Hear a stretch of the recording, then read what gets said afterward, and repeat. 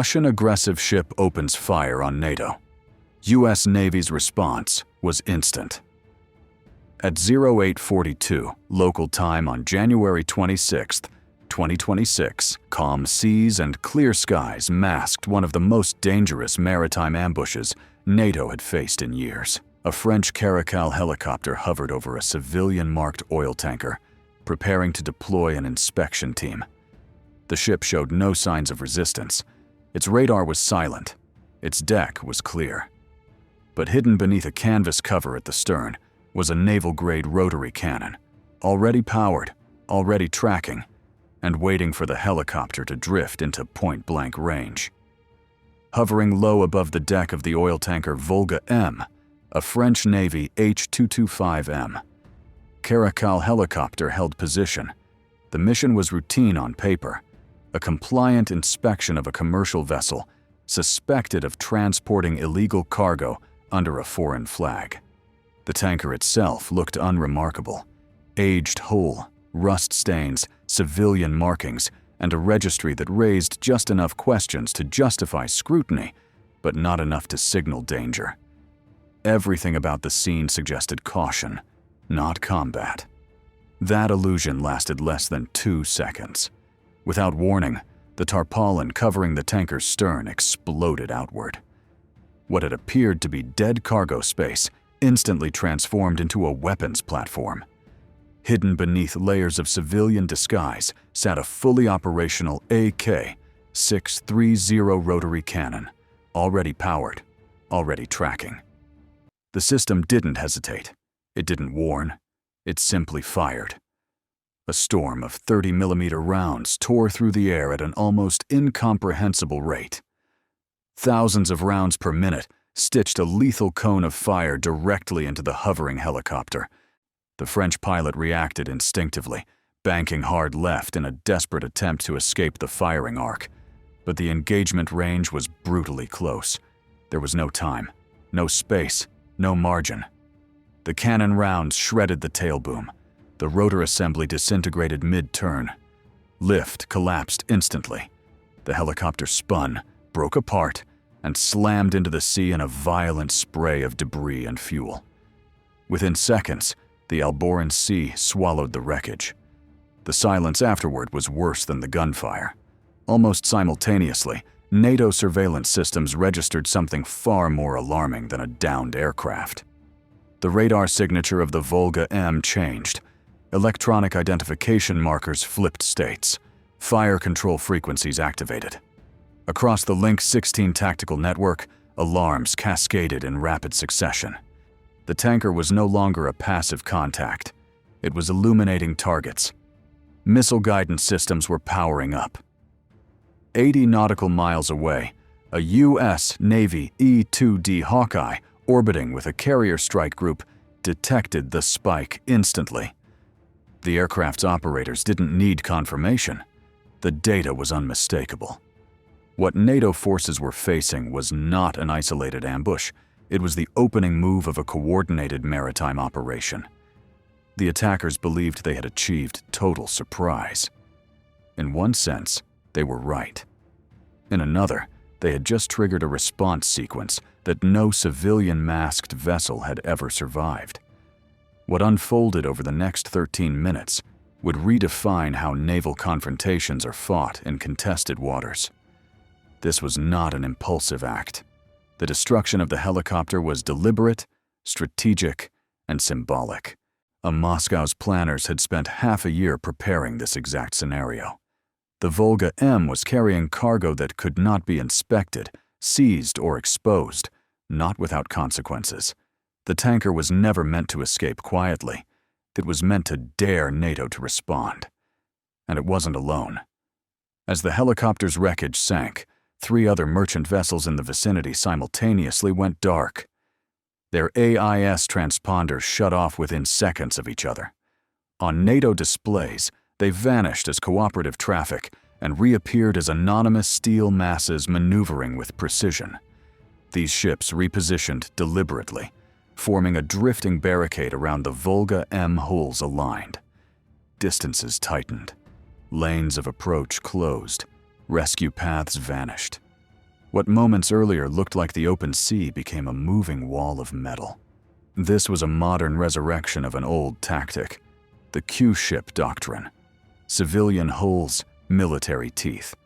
Cargo ships converted into mobile weapons platforms, blending into commercial traffic until the moment violence was required. Inside their containers were Club K cruise missile systems, strategic weapons disguised as freight. With a hydraulic command, container roofs could hinge upward, converting a civilian deck into a missile battery capable of reaching deep into southern Europe. But the missiles were only half the equation. The real power lay below deck. Each of these ships was fully loaded with crude oil. Together, they represented not just firepower, but an environmental catastrophe waiting to happen. Any kinetic strike risked igniting millions of barrels of fuel. Any missile intercept gone wrong could transform the Mediterranean into a burning exclusion zone.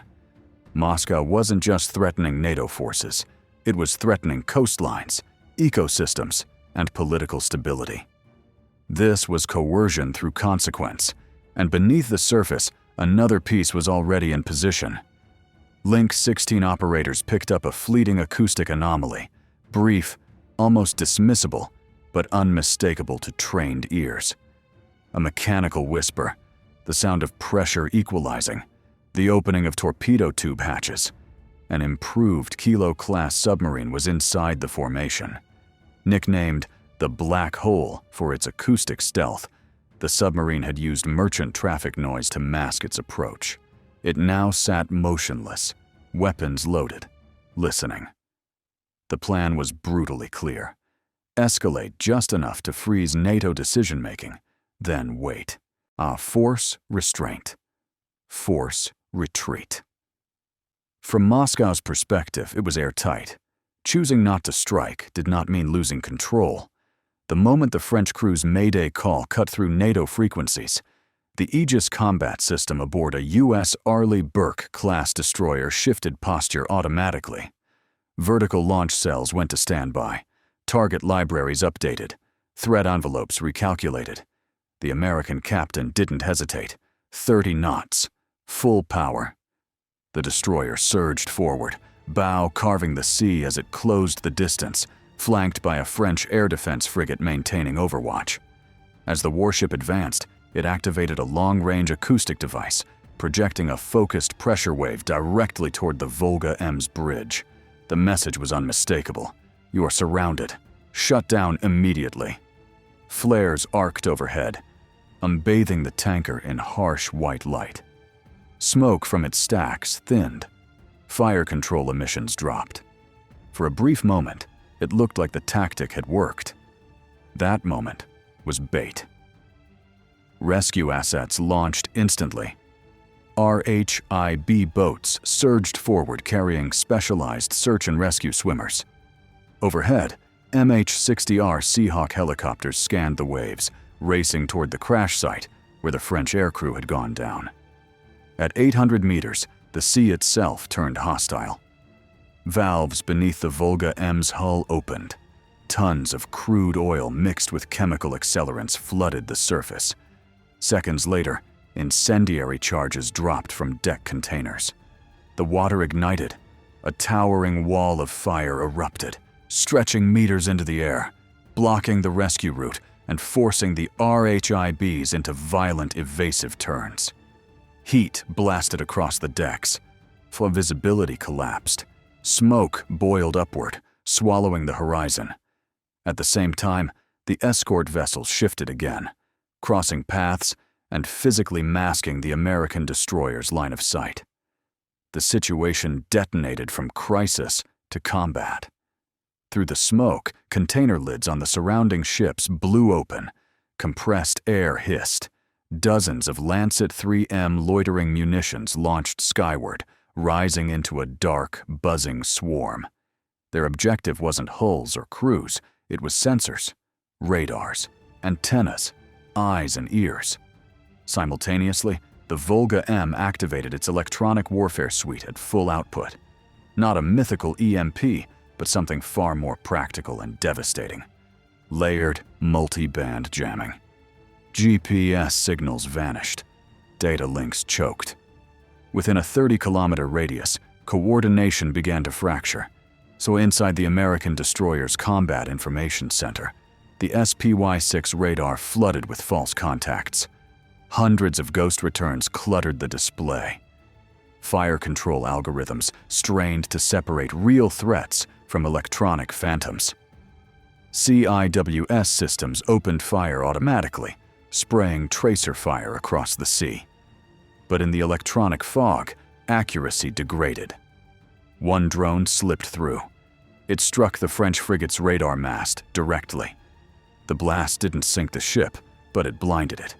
Phased arrays shattered. Data feeds went dark. A modern air defense platform was suddenly deaf and blind in the middle of a saturation attack.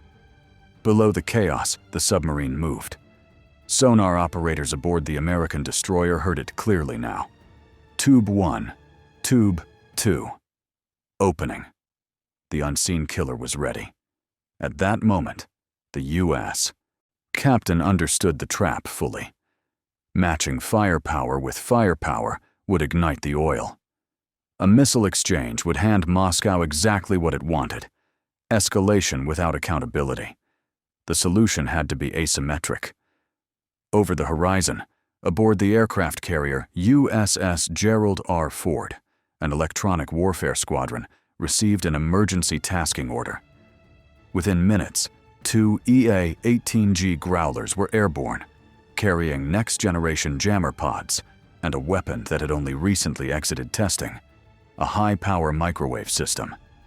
At the same time, a P-8A Poseidon patrolling near Sicily descended, deploying a lattice of active sonar buoys across the suspected submarine corridor. The Growlers didn't target individual ships. They swept the battle space. An invisible electromagnetic storm washed across the formation. Circuitry overloaded, so capacitors failed. Control boards burned from the inside out. The AK-630 cannons went dark. Missile launch systems died without a single scratch appearing on the hulls. In the air, the drone swarm lost cohesion. Control links severed. One by one, they fell into the sea. Below, the P-8 released an Mk-54 torpedo set for a non-lethal detonation profile. The underwater shockwaves slammed into the submarine's hull, overwhelming its sensors and forcing an emergency dive. The Russian captain cut guidance lines and withdrew into the depths. The surface fight was over, but the danger wasn't. Signals intelligence intercepted a final transmission from the Volga M, a remote detonation command. Explosives wired to the sea valves. 2-minute delay. If it went off, the ship would become a floating ecological weapon. There was only one option left. But 2 MH-60 helicopters punched through the smoke. Navy SEALs fast roped onto the deck in zero visibility. Inside, close-quarters combat erupted in narrow corridors as mercenary defenders fought to hold the bridge. The countdown ticked down. 90 seconds. 60. One wrong shot could kill everyone. At 7 seconds remaining, a SEAL smashed the receiver panel with his rifle butt. The signal died. The timer went blank. Complete silence. The Volga M was secured. The French pilots were rescued. The Shadow Fleet fled. But the submarine escaped. The world had just been shown something new. Warships hiding inside commerce, weapons hiding inside cargo, and battles decided not by missiles, but by electrons. The sea would never be the same. If this analysis helped you understand how naval conflicts are changing in real time and how fragile stability at sea has become, support the channel by liking the video, subscribing, and turning on notifications so you don't miss our next breakdown.